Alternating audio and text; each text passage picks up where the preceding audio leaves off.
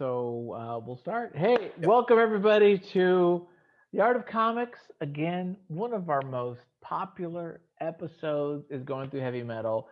And a year ago, maybe was it I don't know when the last time we got to be in the same room. It was Yeah. around a year ago, maybe before, a little before that, maybe even. Yeah. Um, and so every now and then we get to do this, but now it's not quite as fun, but it's almost there. I like being at your place because then I can look in your shelves. I can see. I'm like, you got the Bob Peak book, or Yeah. you got that Wallace Wood book. Yeah. So It's always that's fun kind of going fun. through people's bookshelves.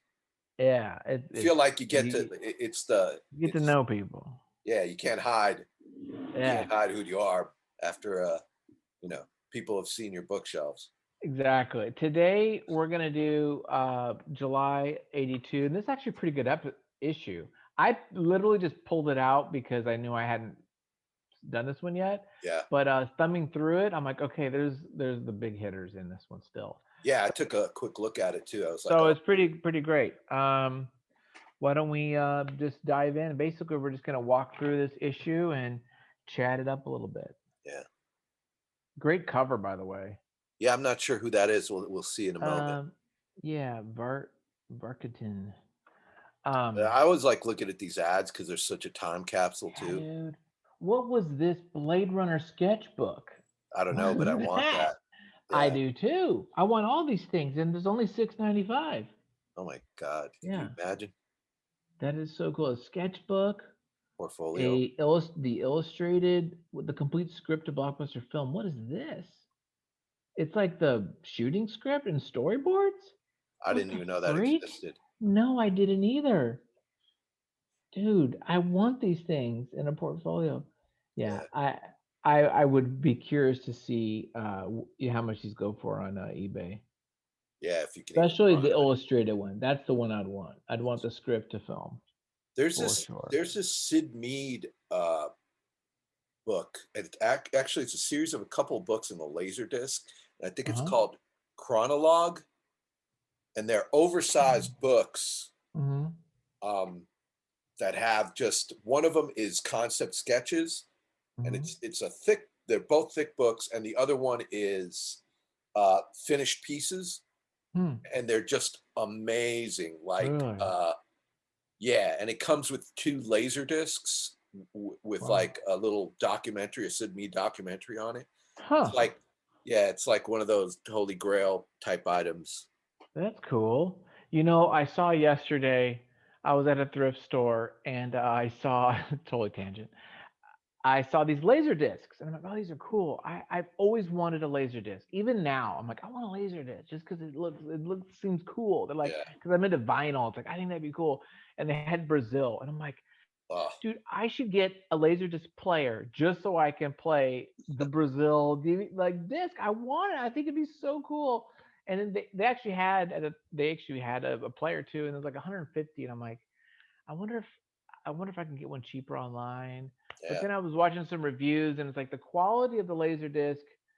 It's debatable. It's right there around DVD. It's better than VHS, of course, but it's I like was right there wondering. around DVD ish.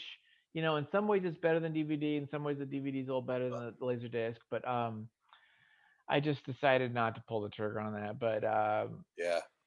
I'm tempted just because I do like the archaic technologies now. I'm like going back into like vinyl and cassettes and stuff, and Yeah. and I've always been intrigued by laser discs. I always thought they were cool. You think the vinyl thing? You think that's? I know a lot of young people are into it too, but is that a nostalgia thing? Because for me, it's almost that. Like the only reason I would uh, get a record player would be for like nostalgia reasons. So there's debate on all this. Okay, but clearly, yeah, there's the nostalgic factor. But for the young kids, there's no nostalgia because they didn't grow up in it. They Yeah. grew up with, iTunes or whatever. There are those who believe, and I'm going to say I might be one of them now. Believe that there is just a higher fidelity with the analog versus the digital stuff. So Yeah, definitely a different vibe from it, like the sound. compression levels, the way it's Yeah, compressed on vinyl and it comes across from the yeah. digital thing is Yeah, like, so you can listen to like high super, high fidelity digital files, and they'll sound great. They'll sound crisp and everything. But when you hear a record, there's just that, there's the warmth to it, and there's the just warmth, the there's that little bit of thickness. crackle every now and then. There's just yeah, it's like it feels like it's meteor, like the sound wave is like full of chunk. You know what I mean? I don't know how to describe it, but visually, it's like it's it's more fuller in some way. Um, Yeah, I mean that's so those are the people who like that. Like I just last night, I just listened to. I have it right here next to me. I listened to, which is a great album. It's the Nirvana Unplugged in New oh, York. okay, yeah, yeah, that's a good album. Because I grew up with Nirvana and Alice in Chains and that kind of like world. Yeah, I didn't grow up there, but that was like high school for me. So this on vinyl, it just sounded so good. Like I don't know, there's just something about that. So it's a little higher end. Records cost more than CDs, yeah. but I think there's also that kind of collector. It's big. There's art in it. And it's got that Album kind of art was like, you always know, fantastic, oh, man. You oh, sit there yes, with like albums and like oh yeah, just look at them, Pink read the lyric Floyd. sheets. Yeah, Yeah, some of these guys are just that is like almost 40% of the whole thing is the packaging.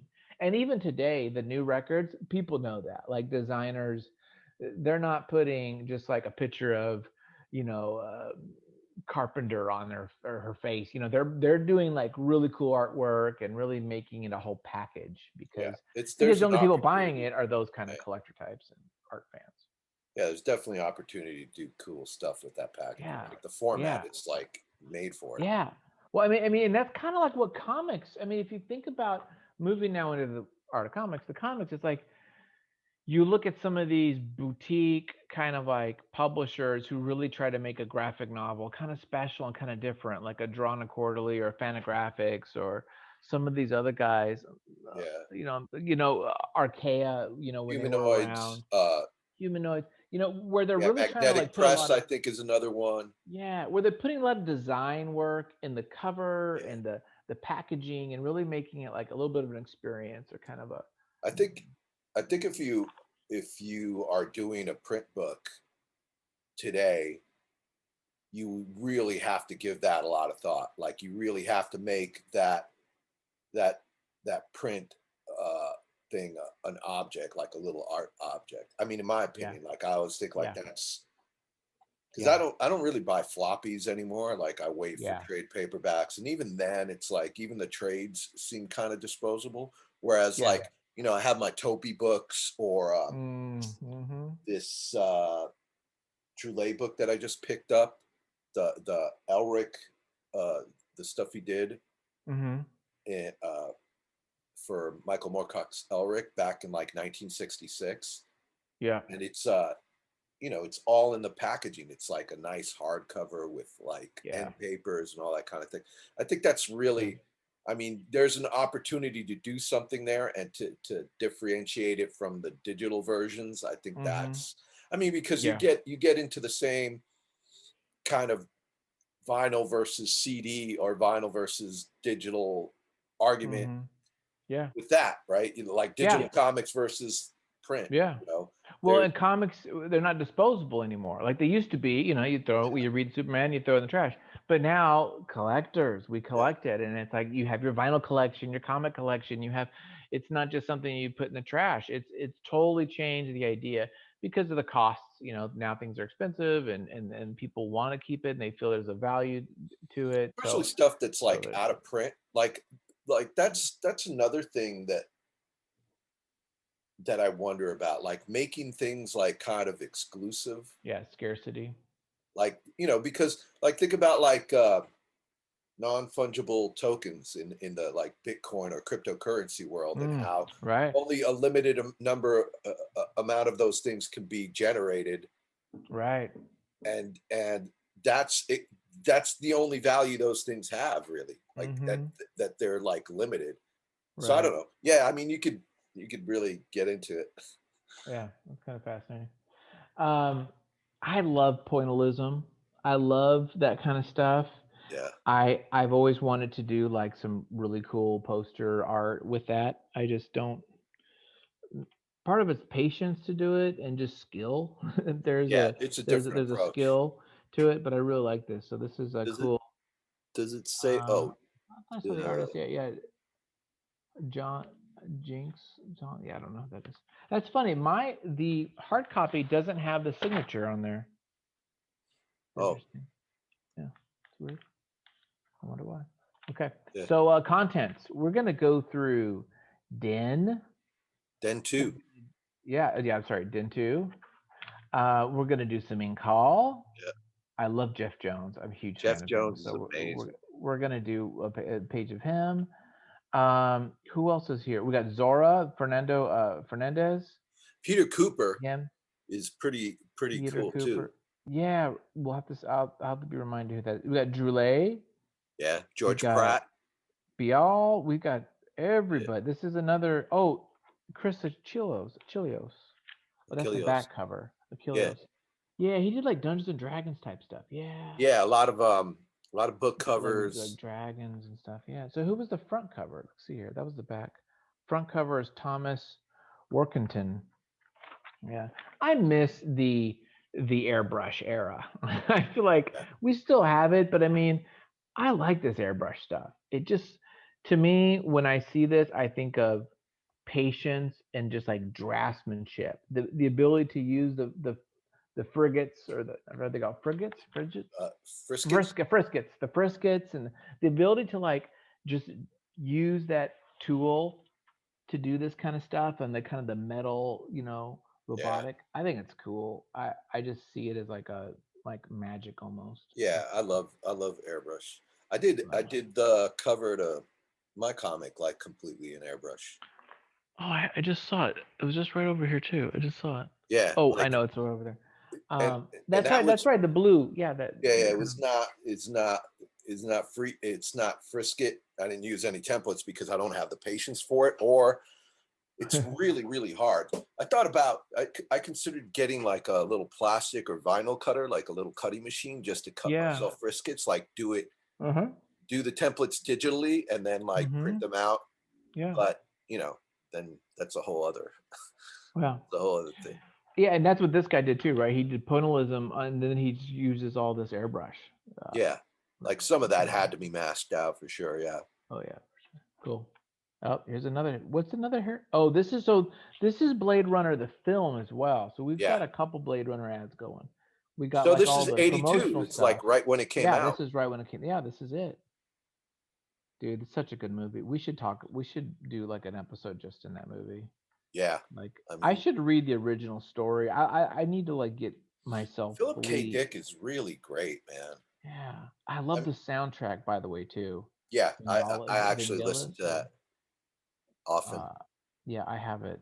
I bought it at Amoeba Records down the street from you guys. Hey, so this is the other cool thing about heavy metal from this era that I kind of wish.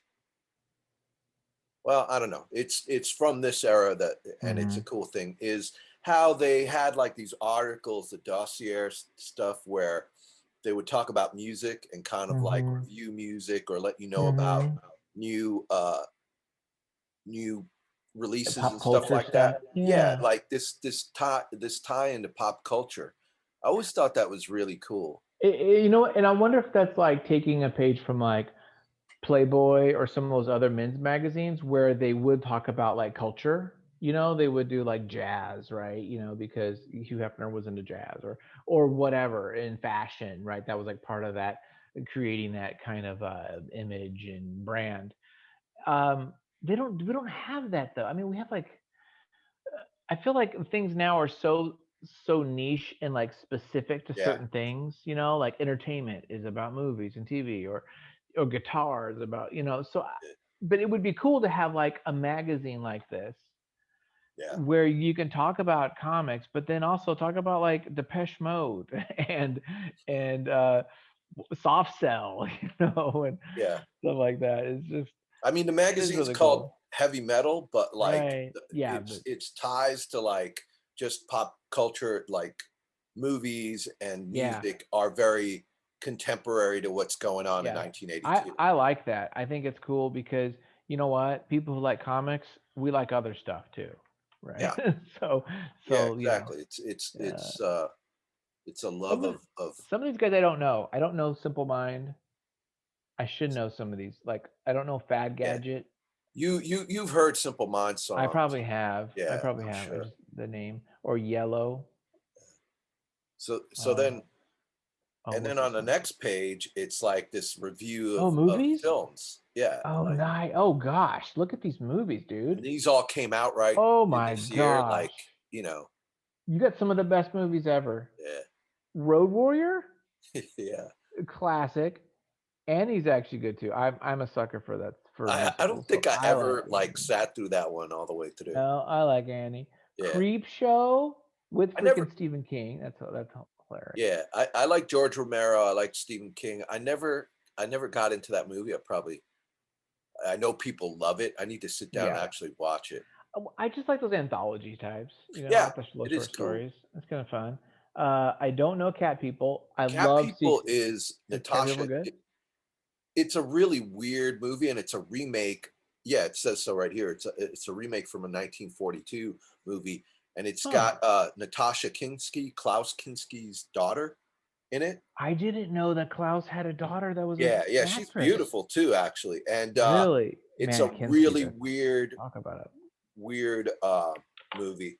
It's Huh. okay, but one of the standout things about it is this killer David Bowie song, Hmm. "Putting Out the Fire with Gasoline." It's just an amazing song. I love that song.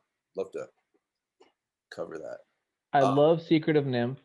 yeah, that's another one that I never have seen Huge. all the way. Yeah, I got to Huge. watch I that. love that movie, dude. And I love Don Bluth. I loved his stuff that he did. Yeah, He also did Land Before Time. He yeah. did American Tail. And then he He did started some his own studio. At this point, he was working for yeah, Disney. yeah, and then he went to England. I think it was Yeah, England, and when he did like Atlantis, and some of those didn't they weren't really as good as those yeah. first couple that he Atlantis was did. amazing. Like that. The The one design, yeah, I the love that designs. movie. You do? Maybe I Yeah, need to rewatch it because I don't remember being like loving it like the yeah. I first thought it was couple. really good. Conan is great. I mean, come Yeah, in. You got freaking Rob. You got Milius, John yeah. Milius, and I didn't know this. Did you know that Oliver Stone actually wrote the screenplay? For Conan the Barbarian. Conan the Barbarian, and then it got kind of chopped up, and then Yeah. John Milius kind of like rewrote most of You know it. what? You're right. But I it was watched that. originally Oliver Stone. Yeah, I watched that John Milius documentary. Oh, I think I wasn't that good? might have mentioned that in there. Yeah, yeah, Yeah, that was good. He actually wrote a third. I think it was called this Iron Crown or something like that. And I read yeah. it. It's a script online. You can read it, Oh wow, I have and to it check would that out. have been epic. Oh my gosh, it would have been so good. Yeah, But Milius is an interesting filmmaker, man. He's an he's interesting a guy. That documentary yeah, is really dude. good. Yeah, he was a character when you talk about like you know, Apocalypse Yeah, Now, just some, you know, they don't make them like him. yeah. He wanted to be a Iconoclast, man. yeah, yeah, and he wanted to be some kind of a Viking warlord. You know, he just it was just a wild guy. Yeah, Okay, what's this other section here? A Hormeister and Cryptica. Are yeah. these just That little like? I guess talking about Roger Corman. Oh, okay. Just some more films then. Yeah, Okay. and then there's Cryptica. I don't know what. I don't know what that is. Love chips. Huh. I'd have to look at this more fully, but No, they're talking about cool. computer dating Yeah. in 1982. That must have been like Okay, over great. a Yeah. 32K baud modem on a Commodore I don't even. 64 or Yeah, yeah. Atari. 82 would be about Commodore 64. Not the 128's not even out yet. Yeah, yeah, So 164 is out. So, or Apple IIe maybe or something like that. The next page, future fashion. This is kind of interesting. yeah. So What is this even about? like this kind of stuff, like just venturing into like avant-garde fashion, I guess, of the time. Yeah. It's actually kind of an interesting like. little spread here. I'm curious. Yeah, it's interesting. I wonder if there's a cynical part of me that wonders like, well, did the editor like need some filler, or you know what I mean? Like I was curious if this was like a something they really put a Could lot of be. time and thought into it, or if there's hey we got to put some pages in here. We got to My come up thought with something is better. that, like, I don't how know. people probably look at this right now on a computer screen and go like, oh my god, look at the cheesy like layout, Yeah, and yeah, where like somebody had to like make paste up and yeah, manually make paste up and mechanicals for this, yeah. color This is a separations, yeah, use a photostat machine, yeah. These are typeset like it all. Like the amount of work that went into this thing compared to like how quickly you can knock this out in hmm Photoshop is night and day. yeah. No, I respect the kind of lo-fi thing here because, like you said, Exacto blades were used and worn out for just little cheesy stuff like the little Oh drawings of god. these little Did cylinders, you these did you balls and ever stuff. have to do that? No. Like so I'm old enough to where like in for the little bit of like art school that I went to before dropping out and running away to join a rock and roll band, I had to like I had to study this stuff. Like I had to Mm. do like paste up and mechanicals, and I just sucked at it so hard. It was so demoralizing. It's so not what I thought like design and art were going to be about, which Mm. is, but having done it and having cut like amberlith and color overlays, like I have just this immense respect for like people that used to do that at the time. I would love to learn. In fact I probably could go on YouTube and like take a course Yeah, or I watch would people do it. I would be just I would be really interested in like learning yeah. all Where that would you stuff. get a photocopy machine now to like Yeah. photograph the different plates and like how who would even? I mean, Yeah. it's so archaic that how would you even like Yeah. take it to a printer at that point? You'd have to convert it to digital at And some digital. point. Yeah, So yeah. all At that some work point you'd would have be to. you would be the only Yeah. one that knew. Yeah. Yeah. But I think there's guys like I want to say guys like I don't know why not Charles Burns, but who's the Ghost World guy Oh, David Klaus. Klaus. Yeah, I feel like Klaus and those kind of guys. I feel like they do that, or at least they've done it. If they don't now, yeah. like Oh, yeah, they yeah, for know sure. that. Like if you look at like Zap, not Zap, this book right here. Eight ball. No, Art Spiegelman's Breakdowns. Have you seen this book here? No. Let me get it.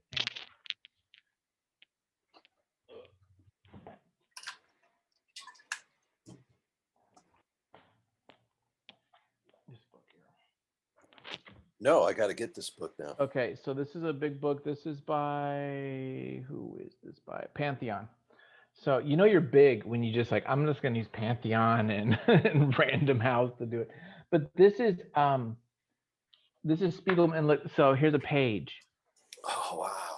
and he's breaking down like all these different like ways of putting these images together, and and all the separations like you were talking about. And Yeah, um, so when you look at this kind of you you know that these guys back then at least yeah. this is how they did it. This is how they did the comics. Well, You he know, definitely and has intimate knowledge of the the production design because and he was publishing Raw back in the day when right. all that kind of stuff had to be done Yeah, manually through like yeah. paste up and mechanicals and And all I that bet kind of like stuff.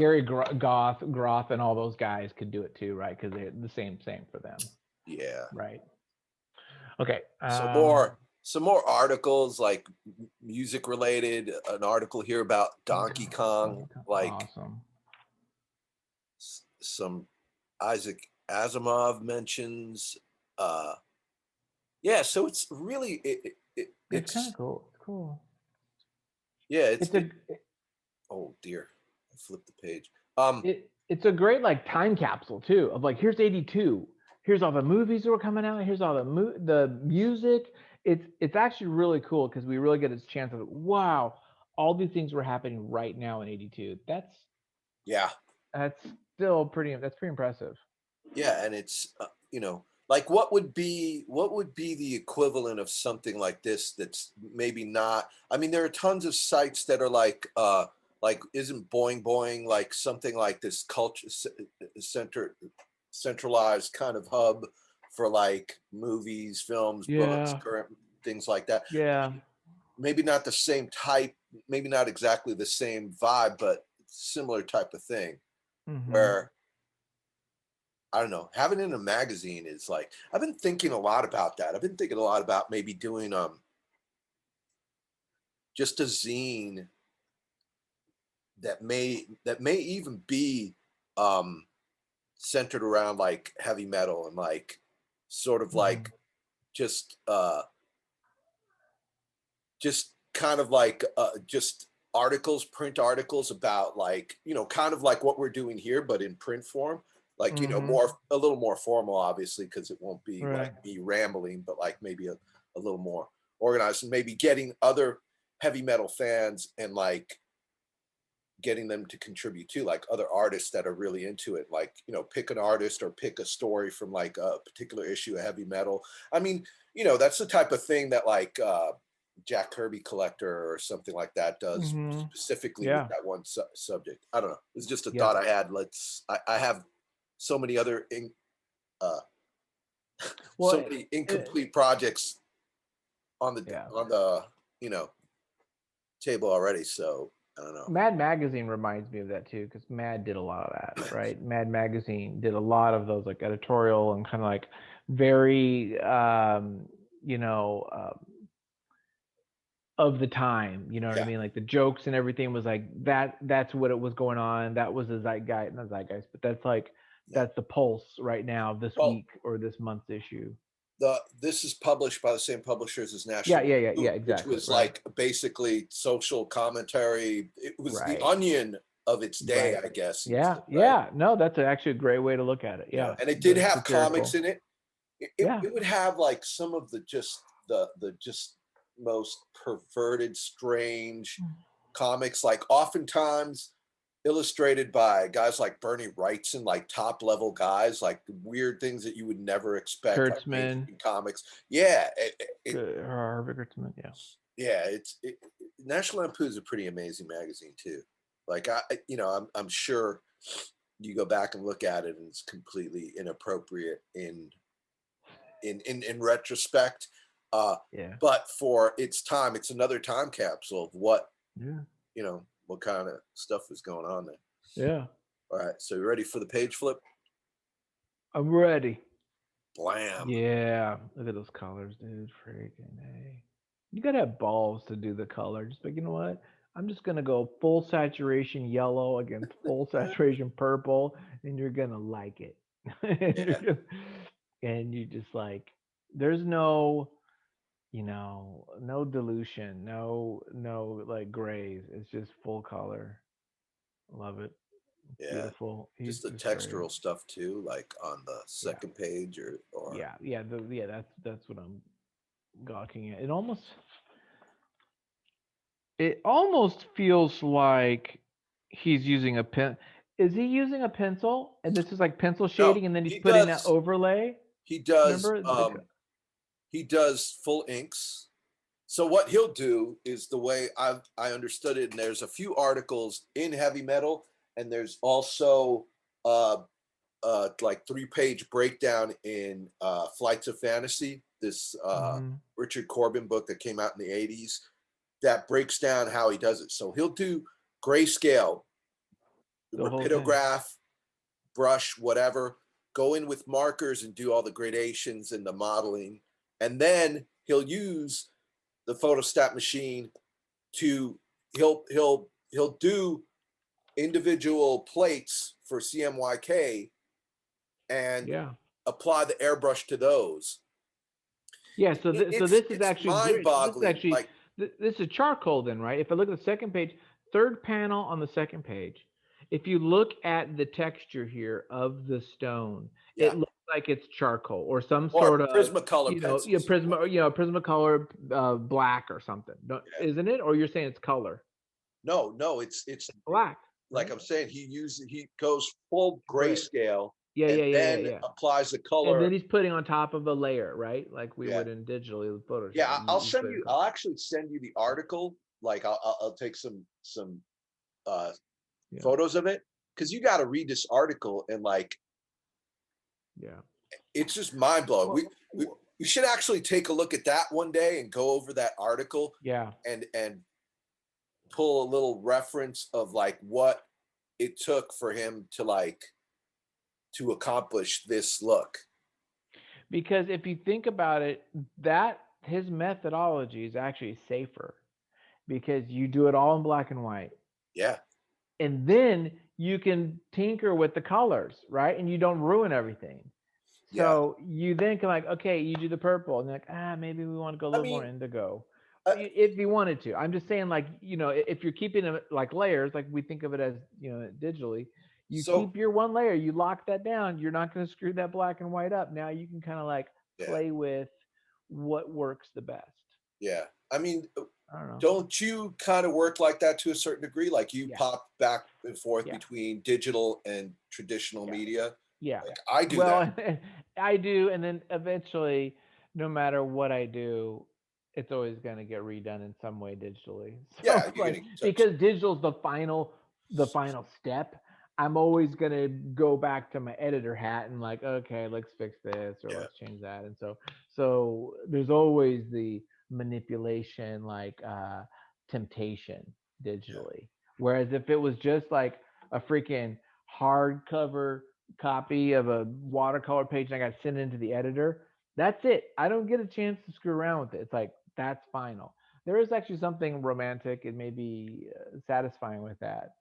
But when you have all these tools of manipulation so easily available, you yeah. just want to I keep think flirting with it. I think that's fine. I think when digital like loses the charm of like original drawings, or like Yeah. it's so easy to overwork things in digital and Yeah. try to get them all perfect, and I just, me Yeah. personally, I'm not.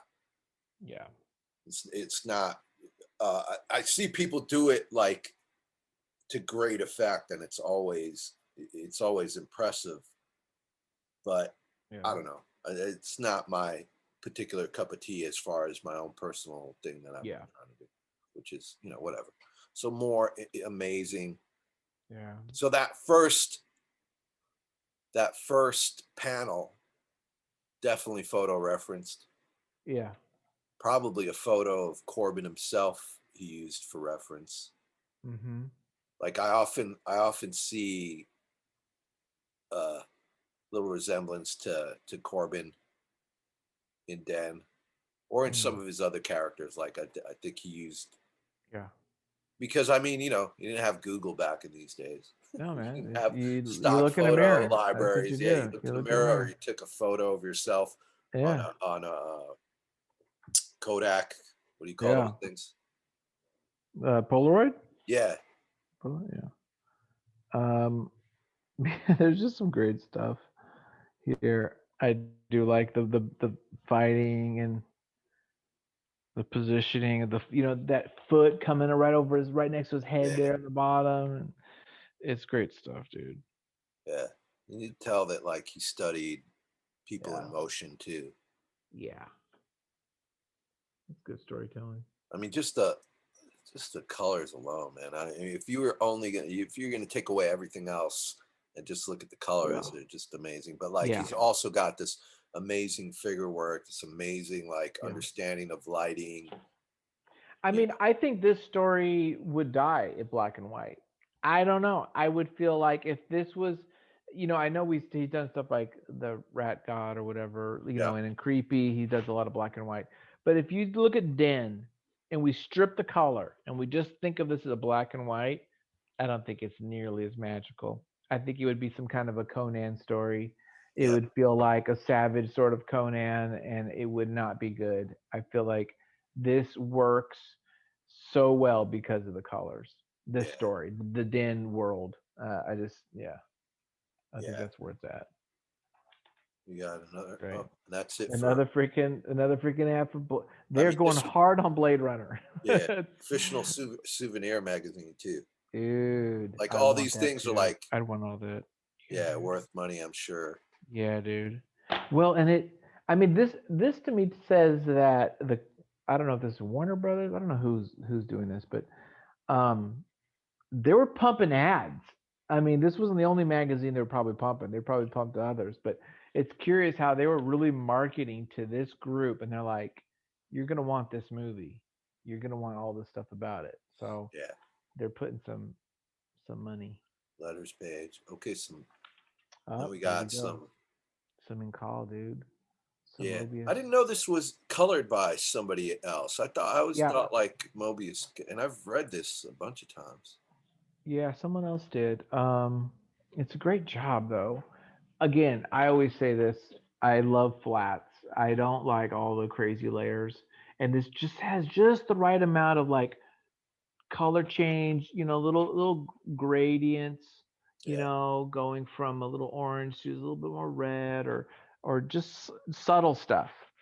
But I love the almost monochromatic yeah. kind of color Again, color here. all colored Great. pre-computer.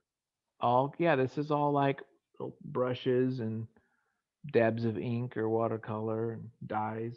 Yeah, It's really cool. I love his stuff. I mean, we talk about it all the time. He draws these crowd scenes so wonderfully.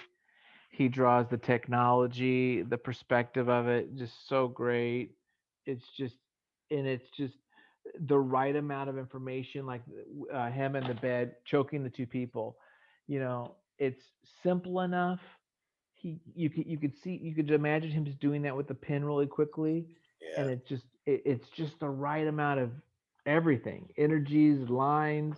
There's not wasted lines. yeah. There's no noodling and farting around. It's just exactly what's needed. He can show like, there's a lot of artists that can do this, but like he's particularly good at showing form with a minimum amount of lines, Yeah, but also yeah. being able to cross hatch the heck out of things as Yeah. well. Like, in other, They like do atop book these different barrier. kinds of styles. Yeah. Yeah, yeah. Oh That's a yeah. great spread. And of course, like when he Oh draws yeah. technology and everything, Yeah. it's always amazing. Yeah, and he does a great job of the contrast, the technology with the organic surroundings. A lot of times, he'll have this organic mountains and hills and valleys, and then the technology man-made thing will be very clean and sharp and geometric, and you get that nice contrast between the organic lines and the geometric. And yeah, he's just brilliant. He knows what he's doing in every way. Yeah. I just sometimes it's hard to imagine how he's able to put these things in these spaces. Like he's able to really create a three-dimensional picture and really be able to you know, Yeah. show images in space. You know what I mean? Like the depths and things. It's really is. Um, it's really pretty badass. It's just Had to have come from doing, I mean, hundreds and hundreds of pages of Blueberry and all these yeah, outside, like Western settings and, yeah. you know, Oh, that's one of my Hollywood. favorite panels Yeah. of all time. That one up there, the top right panel, and Yeah. then going Like down the I was steps. just going to It's mention one of that. my Like, favorite panels. Literally, this whole story.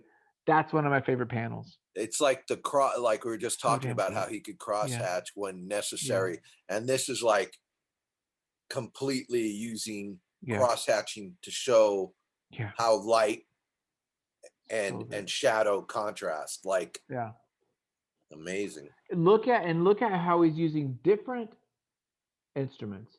As you get closer to the bottom next to the steps, he's using a thicker brush, and then higher up, he switches from a brush to like a pen. Yeah.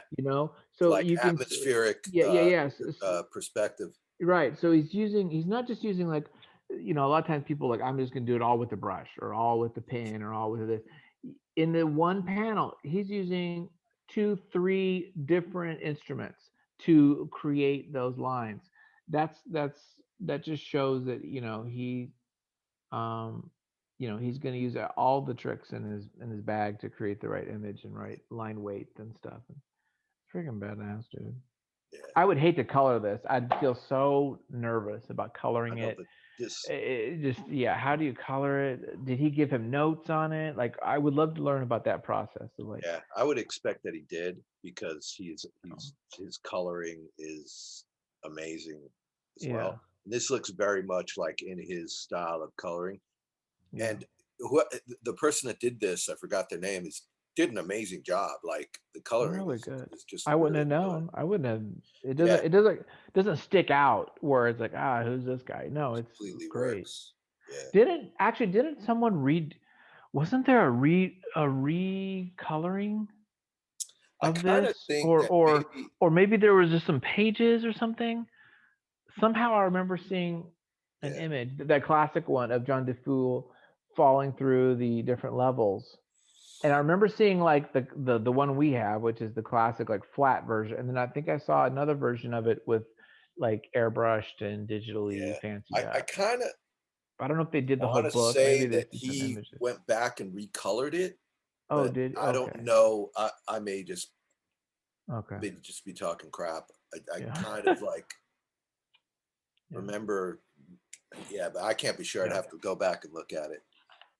Here's Jeff Jones. Yeah, Love him. amazing. I love his lines. Yeah, and then another person that can show form with a minimal amount of lines. Hmm. Very, very like uh it looks very improvised or very just off the cuff, but still Hmm. amazingly beautiful. Like his line quality is, yeah, No, he's the real deal, dude. He's great. I would love a little like 98-page book of all these, yeah. which there, They there probably is actually, I somewhere. think they're all. But I have a are collected they collected? Are they? Idol, which is another series of I'm Age, like another like same kind Oh, of okay. format. Um, I'll write yeah, this down. there's also a documentary about, Oh, uh, is there? yeah, well, about her, I guess you'd say, because Is this later on in modeled life after somebody? transitioned to a, yeah, like he has a very, very like interesting life, dealt with a lot of like depression and other things, like in the midst of being this amazing painter and artist. uh yeah, it's What's her name now? Catherine. Well, she passed away, Oh, but she was going by Catherine Jeffrey Jones, I guess, I too. didn't know that. Yeah, yeah, it's super interesting. Man, I can't remember the name of the documentary, Okay, but I'm fascinated by that. let me just look it Yeah, up let here. me know, dude. I just wrote that down. I'm fascinated by that because yeah, that's interesting. Because such an amazing talent. Well, that when you think of that and you think of the work that I made, you always wonder if like is she kind of projecting, or is this kind of an idealized version, or is there some kind of romantic element to, you know what I mean, like a self there's identity there's element to this, you know what I mean? Like I don't want to psychoanalyze the guy, yeah, but I no, always kind of but like am the curious about. this is why that documentary is particularly interesting, because it gets into the art creation aspect, but it also has interviews with his Hmm, wife, with other people that worked with him in the studio, because he was in that. What was that? Was it just called The Studio, where like it was him, Wrightson, is this one Michael with Kaluta? Kaluta and Wrightson and those guys, Yeah, and Barry uh, Windsor Smith, or yeah, some of those yeah. guys, those So guys, yeah, the documentary is called "Better Things: The Life and Choices of Jeffrey Catherine Jones," and okay, I'm looking at I better had, things. yeah, I had I bought a copy of DVD. I don't know if it was on eBay or Amazon or something. So it's out there. You can definitely find it. It may even be on like Prime Video or something, or one of these Okay. streaming channels. But yeah, an Okay. amazing, amazing Better things. artist. Okay, I'm going to have to look it up. Yeah, I'm a big fan. Now we're jumping into more of a, where here we have very expressive, expressionistic work. Now we're going into like photorealism, Yeah, right? Totally like with a pencil. 180. Looks like it. Yeah, Looks like some 6Bs and yeah, the some full range, HBs and some the full range. 9Bs. all the way Yeah. from like 9H to Yeah. Who is this? Let me look what it 6B. says. Is it Luis Garcia? Who is it? Luis Garcia. It's Nova. beautiful stuff. Oh my gosh. Yeah. I mean, in Again. just these couple of pages, like look at Yeah. the range of art. We've Yeah. got Yeah. Mobius to Hmm. Catherine Jeffrey Jones to who is this person? It was Luis Garcia. Yeah, I'm not familiar with that person's. I remember seeing this, but just like Yeah. the range of art that like Yeah.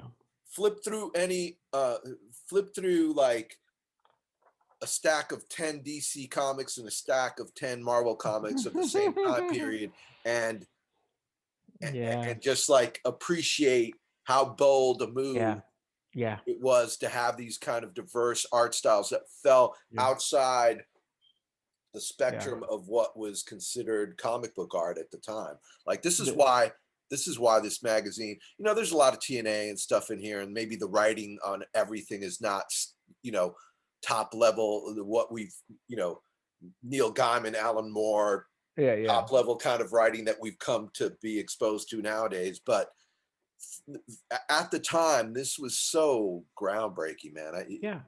I just always want to make sure I call that out because it had this like mind bending experience to me when I first found this stuff.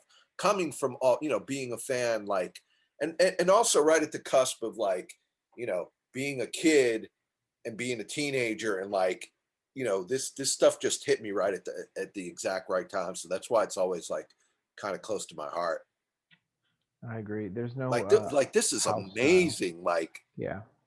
This is great photo work, and it's, and this is where where I feel like this isn't really cartooning at this point. This no, is illustration. yeah, It's storytelling still. There's a story here, but these are static images, like photographs that someone would kind of compose and put together and organize to tell the story.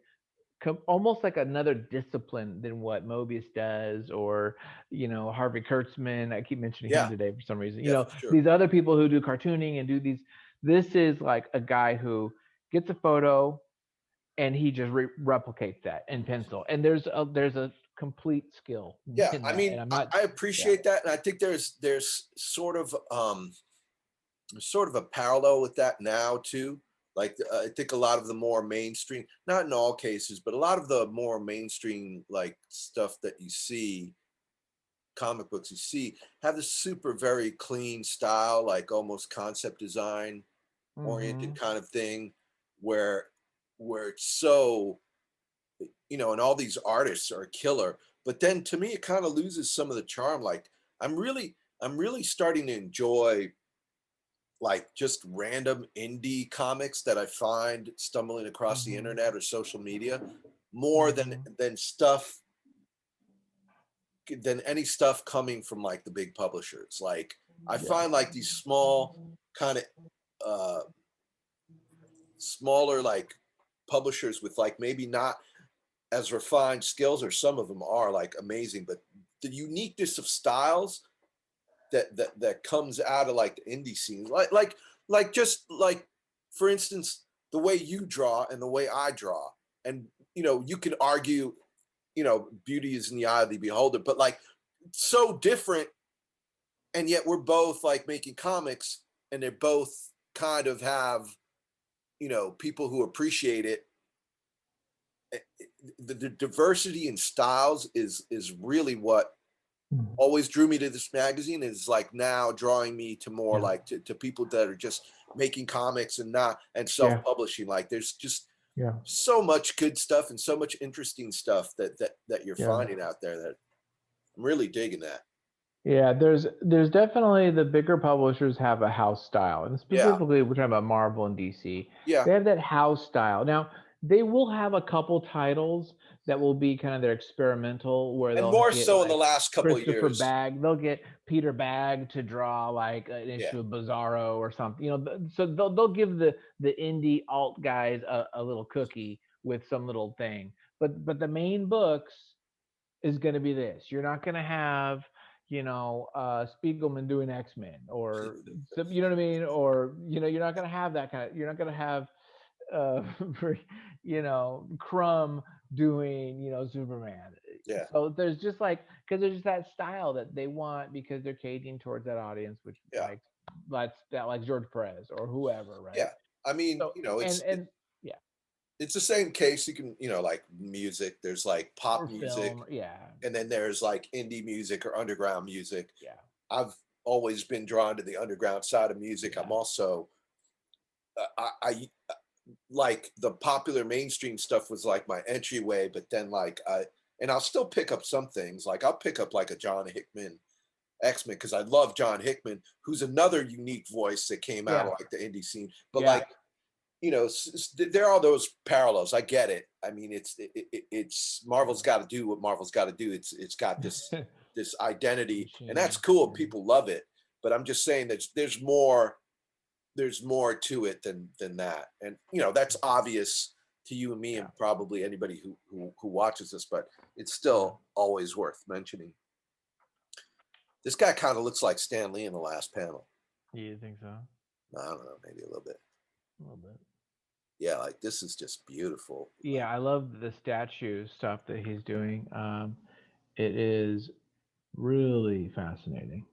Just brilliant work. I always would love to know time.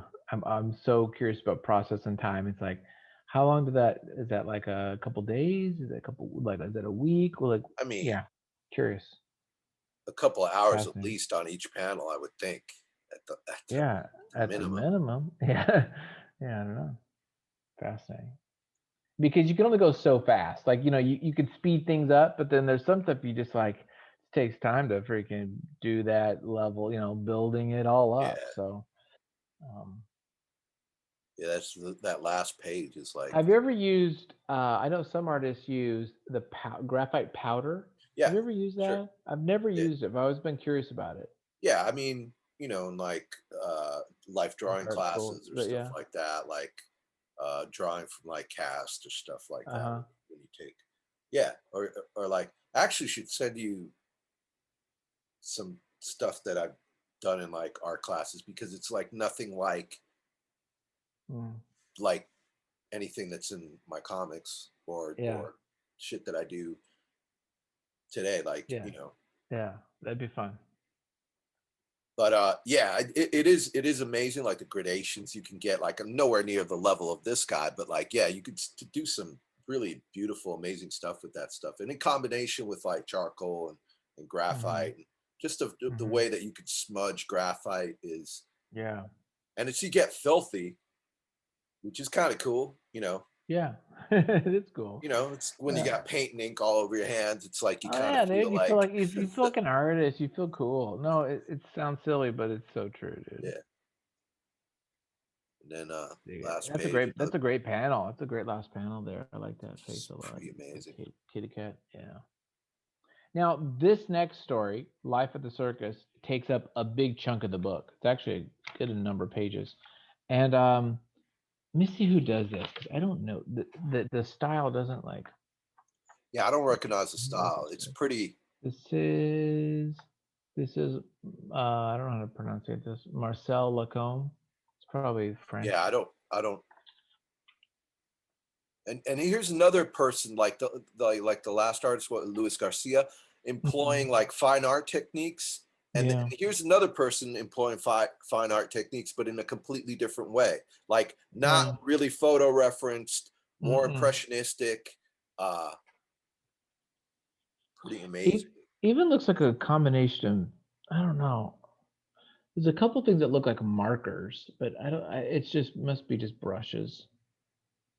I mean, it looks like it's all just different There's watercolors and definitely, stuff, yeah, but there's definitely some water based paint stuff in here. there. Yeah, it's and yeah, I don't know. I'm tripping out on it. It kind of reminds me of like old school drawing, like drawings that they would do back in like Turn of the I don't century. know. Yeah, turn of the century type drawings, just the way the faces are.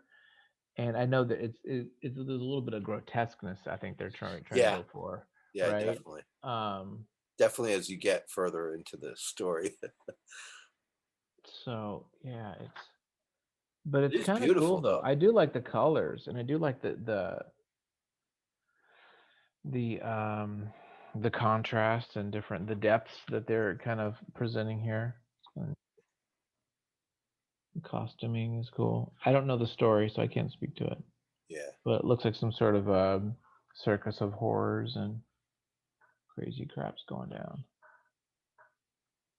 Yeah. It is beautiful stuff, and you need to go back and like read the story. Yeah.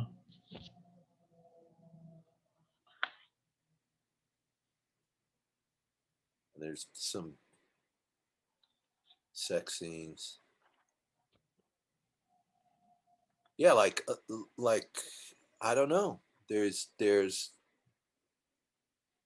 brush work, but it's applied with like really fine brushes, or you Yeah, can but definitely see the brush strokes, and that's like yeah, looks like he's going after that kind of look intentionally. it's not. Yeah, it's but because it's not blended out like a watercolor would be Yeah. on the Or skin. Yeah, yeah. or maybe he's even using like sponge. There's a part here that looks like he's kind of like putting a little bit, using a little bit of sponge for that. I don't know. He's doing a lot of different little This is a things. weird looking story, man. Yeah, it's trippy. And their noses, they almost look like cat people. There's like Like it's a tiny nose. feline. There's like a feline kind of element to it. He draws the noses, and I don't know. Huh. Like in these later scenes here, there's great use of like lighting too. Yeah, Like especially yeah. in this bottom panel on the Mm-hmm. right side, like that Yeah. lighting from below. From up, yeah, coming up to them, yeah. That's I pretty like that a lot. Yeah, the slave character or whoever that is, like the mammy there, whoever that is, and that guy, yeah, they look cool.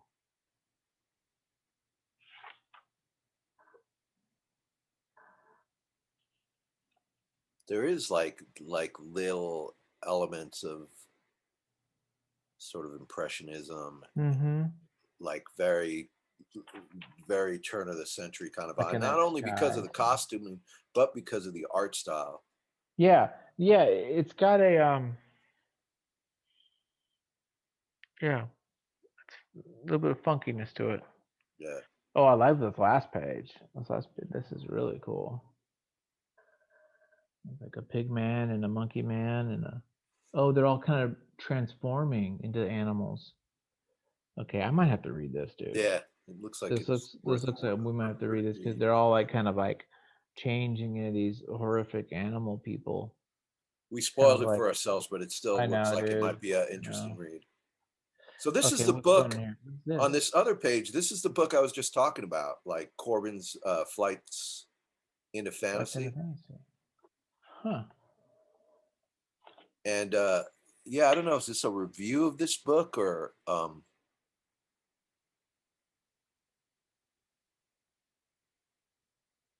yeah, it's kind of a review of the book, but He keeps talking about Charlie Parker. Oh, because Charlie Parker's from Kansas City. So was oh he? Yeah, right, okay, there's the parallel. Count Basie, Charlie Parker, and him. I guess they're all from Kansas City. That makes sense. So we're talking about music and stuff. But just these beautiful pieces. Yeah. Well, that's cool. I never saw his name signed like that with the big Corbeau, Corbeau. Yeah, what was that about? he It's would like a use yeah. aliases What is like it? that every once in a Oh, while just really? as a goof, I think. Hmm. He talks about it in the book, like Oh, in does this he? book that he mentions it, and in other interviews too. There's a couple of there's a few Richard Corbin interviews throughout the years in the magazine. There was one that I think came out in like issue 200 of or 300 of Heavy Metal just recently. Probably the last Richard Corbin interview before he passed. So Hmm. there's a lot of Richard Corbin interviews in Heavy Metal. They're worth seeking out if you're interested in Richard Corbin, because he, didn't weren't like one of the issues that we looked at had like this interview, and we were going on and Yeah. on about how Yeah. concerned the interview were Yes. with With his imagery of women and yeah, all that kind of stuff. like Yeah. Yeah. what was going on in Richard Yeah. Corbin's sex life, and he was just like, Yeah. dude, you're like reading too much into that aspect of it. Yeah. this next page when you flip it, I love that freaking image. One of my Uh, favorites of all which time. one? The The one on the right. oh The one on the the right. Den one. Yeah, yeah. I Yeah, just love it. that's the I think cover to it. Neverwhere, right? Yeah, Like exactly. that's Yep, it yeah, is. Yep. It's got everything. It's yeah, got the monster. It's got the girl. It's got the action mid pose, the anatomy, the yeah. And everything. It's look got at it. how like this.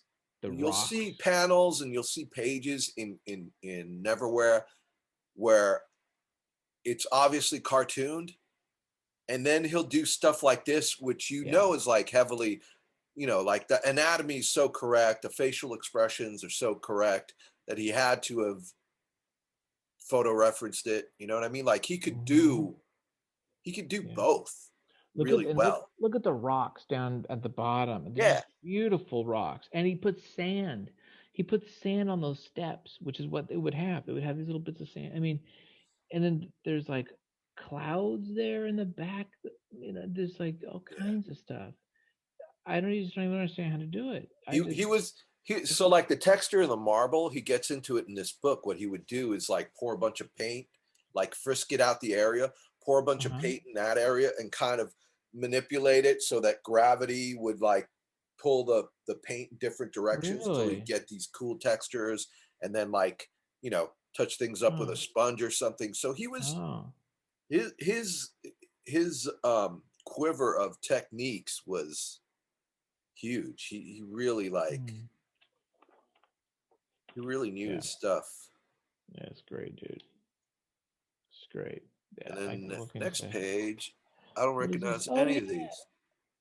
I I think Shakespeare for Americans. Wasn't that the Chaikin thing or certain? No, I've seen this before. Shakespeare for Americans at some point. Um, this is kind of weird though. Peter Cooper, kind of a takeoff of like Oh, okay. Peter Cooper. that Um, the guy that reminds me of somebody. yeah, he I've does seen these this amazing. before. He does most recently. He does political cartoons, and he Mm, does Spy versus Spy in Mad mm, Magazine for the last several years. But he also does this amazing sort of airbrush stuff, but it's very like frisket based and very obviously so. It's not done in a realistic style. It's very uh, angular. hmm. He's got a really interesting style. He's really great artist, man. And like this is like just one thing that he does, and he's able to really bounce around a lot of different styles. Hmm.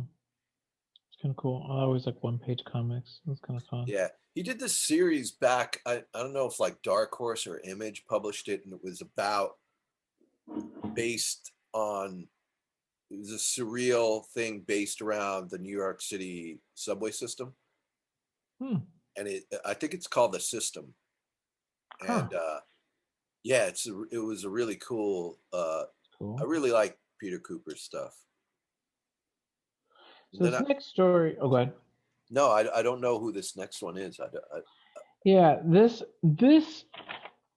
it's good, but it looks like someone's like pencils that someone's turning in that I would get that then I have to like ink this. You know what I mean? It feels like while this is complete, I could totally see this also as like someone submitting this to like Marvel to like be their pencil or because I'm so used to having like okay, let's get the inks. And this Yeah, looks, and actually, I'm saying that, but it probably is inked. It looks like it actually is it inked. could be there. I see some But texture in there that definitely looks yeah, like pencil, and I'm wondering if it's just like kind of cranked, like yeah, through the photocopy process, like yeah, the contrasts are cranked yeah, because that's the yeah. way He's you used to definitely have not to do stuff. yeah, he's not erasing. Definitely not erasing the the construction lines and such. So they're all still there. But I don't know if the actual outlines are inked or Yeah, just like hard penciled. But either way, it works. I mean, it's cool looking it's fine. stuff. It's kind of fun to have the grayscale stuff. I mean, I dig it.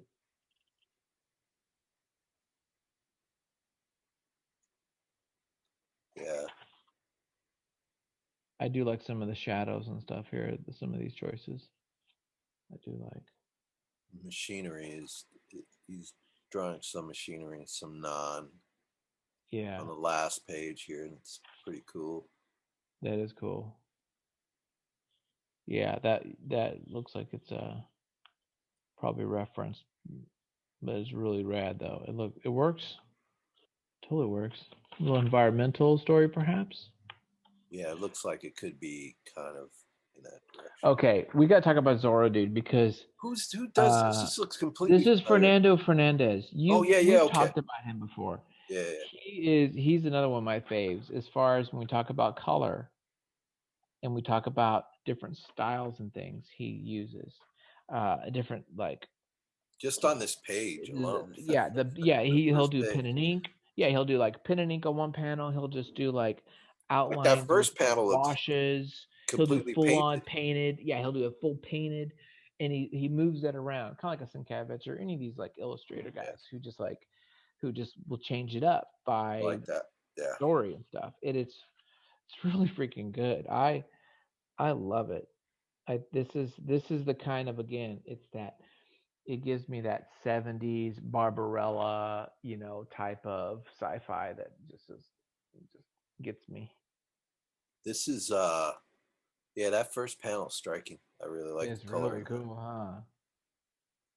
Almost like a Frazetta, like Yeah. eerie, warlike thing. And I like the shadow of, yeah, look at this. The ones you got, look at that, man, gosh, look at that. That panel design Look is at those awesome. three panels. Yeah, look at those three panels. And this one kind of like, bloops out like some sort of a tear or something, right?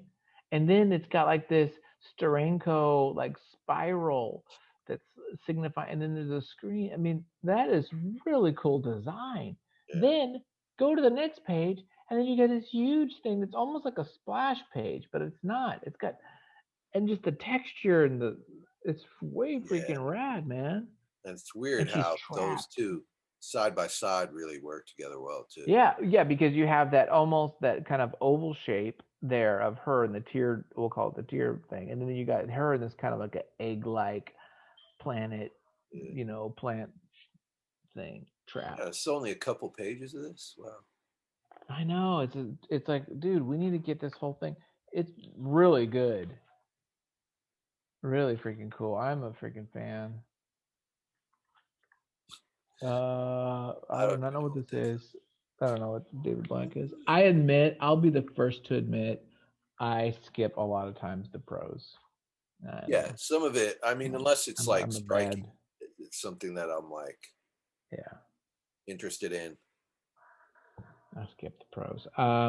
This is another great. I love this a lot too. Oh, this This is gives me the Mobius vibes. This is one of your dudes, right? Let Inky me see. Blau. Yeah, Yeah, yeah, yeah. Right. That's what I thought. Um, I think I like this Inky Bial more than the space trilogy. the Nicopole trilogy. Yeah, Nick Full. I Yeah, like this is this earlier. more I would period venture to stuff. say. Yeah. Um. Look at those lines. Look at his jacket. Panel one, right there. With Yeah. look at all those like the little like lines and I love that the shit. folds and stuff. And he just wraps these lines around it and everything, almost like veins. I mean, But I it's kind of, quick.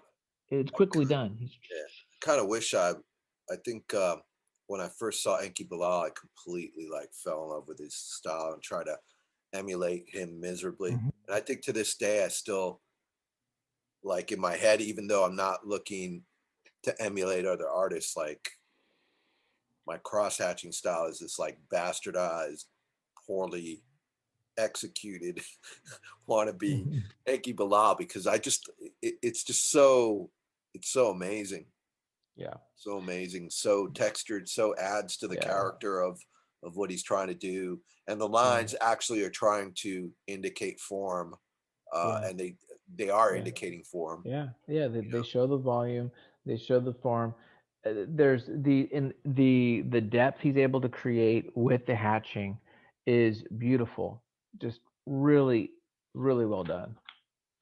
yeah, and he Yeah. gets more precise. Like by the time you start looking at like the Nicopole trilogy, it's like really well thought out. Like a lot of this stuff looks uh, sketchy in that it looks Uh-huh. kind of off the cuff and maybe not like heavily planned or something like that. Whereas like Nicopole trilogy is like flawlessly executed version of this style. Yeah. I love the colors too. Yeah, his color work is always really great too. And then Oh, next page, that's it. That was it, dude. This is. I actually would like to get this whole series, this whole yeah, story. I I have a would get this collected for now. volume of Do this, you? but Do you? it's kind of old. Yeah. Did he write it or someone else wrote it? I don't know about this one. Let me see. Let me look. No, someone else did. The Kristen. He's just listed as Kristen. Oh, okay. So Kristen is Pierre Kristen, I think Oh, is, okay. and he's also a collaborator of Inky Bilal. Oh, okay. Uh, Well, this is Inky so he Bill. was a writer in Oh. Franco-Belgian Oh, comic okay. going around. Okay. Yeah, he's done a Yeah. lot of stuff in heavy metal actually. Yeah. Uh, This is a good one. Oh, here's your other guy. This is your boy, yeah, Droulet.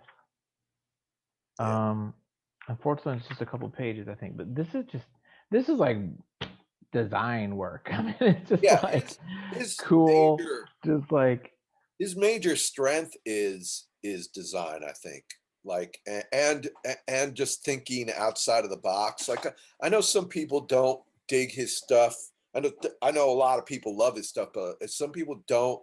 Like the kind of critique that they have of his work is that it's like, not realistic looking or so on. But hmm this his strength is in creating macabre images and using design to like yeah, reinforce it. And yeah, there's like I see elements of like weird Jack Kirbyisms, kind of like, I don't mm, know if he's directly influences, but like let's say in the first page at the very top, that holding mechanism, that incredibly ornate holding mechanism for text, hmm that's like its sole purpose. Like there's some text needed to go there, so he created this amazing like framing device that not only frames the text but frames the character below it. But if you look at the very top of it and you look at like the sort of reflective thick brush strokes, like that kind of stuff is kind of Kirby-esque in a way. Maybe yeah, a little bit of a stretch, but and also like Kirby, he has this really weird take on machinery hmm that is completely unique to him. yeah, Like like this kind of organic, techno-organic kind of look to that holding device. This weird sort of symbol on the other page, which looks like the some beetle. bizarre alien, uh, Yeah, either crest or insect or something. yeah, And yeah, and it's both symmetrical and not. Like it's symmetrical in design, but like in execution, you could see how his yeah. hand There's a faltered. couple So it's, changes. Yeah, he makes a small changes yeah, at the very. There's little spots you can see how it's a little bit different, you see the just enough. hand of the of the artist in this for sure. Yeah, yeah. It's Yeah, pretty fabulous. this is almost, this book is like, I remember now, it is just like a series of still images with like Mm, text holding devices. So it and then this page is completely different with this kind of very yeah, pen and ink sketched, lot of yeah, it's just amazing. Man, I love this guy. I love Droulet. yeah. I know. That's it. It's only a couple of pages. Yeah, it's a shame. Continued. Yeah, I mean, Enki Bilal and I love Mobius, but Mobius seemed so unattainable to me. Yeah. Like I put him on this otherworldly, like above every other artist. I think when I first discovered him, I just thought he was like, nobody in the world was a better artist than Mobius. Yeah. So trying to like even attempt to do anything in that style was like completely unattainable. So I kind of gravitated more towards Droulet and Inky Mm-hmm. Bilal as far as like, trying to nick, like looking at, because I was in my teens when I saw this stuff and Right. tried. So I was trying to emulate that stuff poorly, but it's Yeah. like kind of what I was going for. But like, yeah. So both Cool. those guys, like that's the holy trilogy, man. Enki Bilal, Droulet, and Mobius. Like when I Yeah. discovered this magazine, it was just I became, it just flipped my head around completely around about what comics could be. Yeah. And And then we Ron, have the last one, which, as you know, I'm not a fan of this for some reason. I just can't get into it. I can't get into it. so I'll let you bizarre. talk about it. I'll let you talk about it. It's so bizarre and like, I just can't get into it. yeah, I don't know. But then you have Paul Kirshner and the very, Yeah, the bus. Yeah, the yeah. bus, dude. I do love the I've bus. seen There's something cool I don't about know it. if it was heavy metal or somebody was posting something on a bunch of his stuff on like stuff he had done for like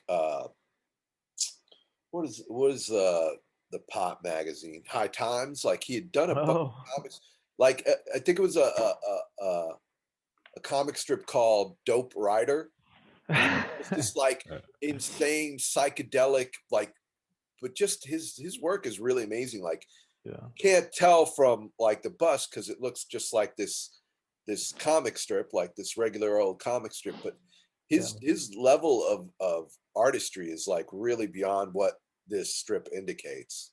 Yeah. And these are great too, just the surreal, absurd, Oh yeah. abstract, Such. thinking that goes behind these things. Like Yeah. The ideas behind it. It's just it's a sight I gag. appreciate. Yeah. Yeah, it's a sight gag strip like you'd see in um in a newspaper of the time, but Mhm. executed in this psychedelic way with Uh with huh. with like this Yeah. everyman character, Hmm. like this Yeah. square guy who like wears a trench coat and has to get on the bus every day to go to work. Yeah. Like I don't know if it's some commentary on that or not, or I'm just reading into it. But this type of Yeah. thing allows you to like just overlay whatever you want on it, Yeah. whatever meaning you want on it. Cool. Yeah, That's it. That's the end of it. This was actually a really good issue. Wasn't this yeah, good? This had like all the heavy hitters, like yep, the top five big hitters here was it all in this magazine. And this was 82. This is yep, like 4 years from 4 or 5 years from the beginning. So heavy metal still is running hard through these mid 80s. yeah, And yeah, so there's good stuff. So if those of you who see one of these magazines in the dollar bin somewhere or the thrift store, I say pick it up because yeah, it's worth the gander and take a look at stuff that's not as easily accessible, yeah, as it is nowadays. So it's kind of cool. yeah, So that's it for this episode. But before we go, I want to make sure you let us know what's going down with you. You have your channel, Sequential Funk, yeah. on Art of Comics, excuse me, on YouTube. You have your Instagram. Uh, do I pronunciate it Mech9 or Mecha 9. Mecha9? Yeah. Um, Um, it's has no meaning. It's just some okay. weird like graffiti thing that I dig it.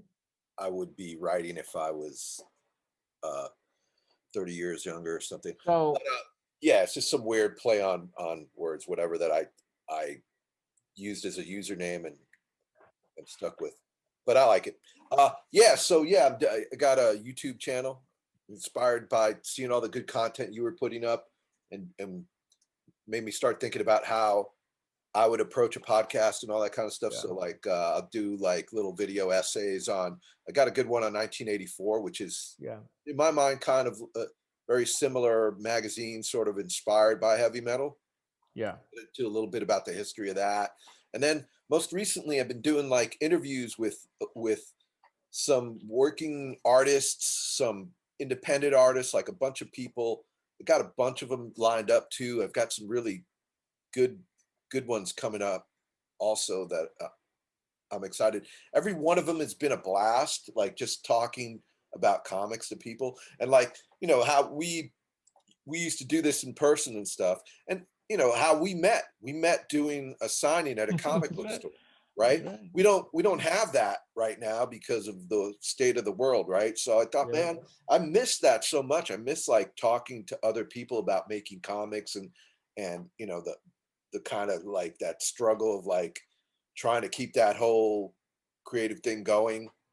Uh so yeah, so I've had some pretty interesting conversations and gotten, at least from the people that I've been talking to, everybody seems to have enjoyed having a chat about stuff, and you know, I'm Cool. always curious about what people are doing and how like Yeah. how they approach making comics or making art. Like I find it like inspiring, informative, even if I'm not doing the same type of art that somebody else is doing. It's still inspiring to get inside somebody's headspace a little bit and Mhm. see like what motivates them to do this this Mhm. oftentimes thankless thing that like especially if you're an indie artist, uh where you're doing stuff and you're not like selling thousands and thousands of comics, you're selling a few hundreds, and you're still doing interesting work. Yeah. It's fun. I've also talked to some people that have done a whole bucket load of professional work, and that's another interesting angle to like Mhm. ask them what it's like to work for like like I was talking to my buddy Alex Fuentes, who's done like he does branding work. He did a comic for Coldplay, for the band Coldplay, that's like this Yep. amazing comic, just Huh. a wonderful amazing artist. And I talked to other people who like just put out their first issue of a comic, people who are doing zines. um yeah, it's fun. It's fun to ask people. I'm also thinking about like talking to some fine artists that I know and some musicians and stuff. Like I don't know. I'm just approaching it like doing stuff that I find interesting, and hopefully other people may find it interesting too. That's cool. Yeah, I love that. I love talking to people about process and what makes them yeah, tick and why do creative things. And years ago, I had a podcast that I kind of just kind of dwindled, but I was doing that, and I was kind of looking at like comedians, stand-up comedians, all kinds of people, musicians, comedians, anybody that was doing some kind of a story or some kind of a creative thing. I wanted to just like get their thoughts on it because I feel like that for me it keeps me alive, it keeps me yeah, sane, and so I just want to like tap into those people and like bring their story more to light, and maybe um, other people might think it's interesting. So yeah, definitely. cool. Yeah, I think that's the common thread that like I've found from the like 5 or 6 of these that I've done so far. Is everybody says that they turn to art, whatever art thing they're doing, because if they didn't do art, they'd like lose their mind. And it's not a Yeah. monetary thing. Like some people are Yeah. fortunate enough to do it for a living, but even then, it's like driven not 100% from a monetary standpoint, but from like I got to make something. Like Yeah. whatever that is, whatever that drive is interesting Yeah. because I feel the same way. It's like Yeah. I don't care. I'd be playing my guitar, drawing Yeah. my comics if there was no social media, if there was no Yeah. way for me to get them printed, I'd still be doing them anyways. So Yeah. I have to produce. I was a consumer for my 20s where I just like would watch TV. I'd watch all the shows, and I would every night I'd watch with my ex-wife 4 hours a night watching some TV shows and all that stuff. And I just consumed, but I wasn't producing. I feel so bad about that. I just like yeah, I have to make stuff. I have to spend my time doing it because it just feels like a waste. And now I don't even know. I mean, here's the problem. There's the trade-off, but the trade-off is I cannot speak nerd to anybody because I don't know what's the latest stuff. I don't know because I'm not consuming it. I'm too busy. You're either making it or you're eating it. You know what I mean? Yeah, You're a shark or you're a fish, and it's I gotta like I gotta do my thing, and so I that's don't good. get a chance to keep up with anything. I don't know what's going on. I see you hustling, man, and it's good, and it's inspiring too to me. Like that's the whole, like I'm saying, that's why it's fun talking to you about this stuff because we get to like nerd out on it, and we're both looking at these things out of pure enjoyment and also with an analytical mind of how we might take the good points of these things and learn from them and that kind of thing. And it's I don't know, it's just always interesting to talk about that stuff to me. Yeah, cool. Thank you very much, Yeah, Ariel. As thank you. always, dude. Yeah, By the way, I love your shirt. I wish I knew you wore that shirt. I should have worn my alien thank shirt. you, I man. have a shirt about Which one's this? Oh, this is a Nexus one. is Yeah, it? Yeah, yeah. I love yeah, it. Tyrell Corporation. I wish I could read. Yeah, that's Blade Runner, right? Yeah, it's yeah, Yeah, it's about I have the alien one, which is the Wayland. Is it Wayland yeah, yeah, edition? Wayland. Wayland. I have the Wayland edition shirt. Oh, we could have both worn our Ridley Scott produced film shirt. Thank you very much. I appreciate you guys for watching the channel. Thank you, Ariel, and we'll Thank see you you. next time. Thanks. Right on.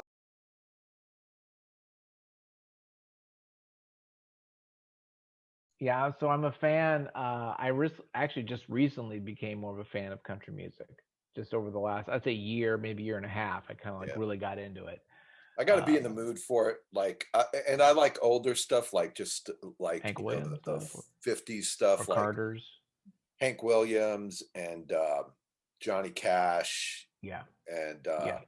actually Hank Williams the third is pretty amazing too. My friend said that. He said that because I like Hank Williams the senior. I actually like the old stuff, like the Yeah, yeah, Carters. I like the that's 30s, 40s, 50s stuff. Um, but he said that the grandson is really good actually, and kind of doing something different and kind of switching genres a little bit, or at least kind of like doing some mashup type of thing. he sounds a lot like his grandfather. Like Really? his Junior is I'm not really a fan of. Like I Yeah, just think it's kind of cornball stuff. But like yeah, the thing that I like about Hank the Third is that he also plays in like hardcore punk and metal bands. yeah, yeah, yeah. Exactly. So like Really kind of cool. yeah, it's amazing actually. And there's I that. always Go I ahead. always dig people that are able to kind of shift genres like that, be it Hmm. in like art or music, like Yeah. people that are just not in one particular Right. category and then that's all they know. Like to me, that's like freaking death of creativity, man. It's like Well, uh, there's that other guy too. I want to say his name's Sturgill Simpson, oh yes, yeah, yeah, who's like a big anime guy, right? And there's that like he's like a big fan of like anime and stuff, yeah. and that They little did like something with film. Netflix. Yeah, you got to see it. It's really intense. Yeah, I think It's really good. I caught like a couple of minutes of it, and then I don't know. I Yeah. got distracted with something else and forgot about it. Yeah, but so it's kind of cool to see guys who are, who are pushing the boundaries, kind of mash up, that's to Yeah, me that's where the magic is when you take something, an instrument or a pattern and you put it into something totally different. Like, hey, what about this? absolutely. Like I it's the mean, I case mean, with almost any. I mean, you look at some of the artists we admire, like Bill yeah, Sienkiewicz, yeah, oh like yeah, oh, big you know what time. I mean. Like even Corbin, like you'll look at Yeah, like his fully painted stuff and his pen and ink stuff, and you go, these are two different worlds, and they're yeah, both that's amazing. pretty cool.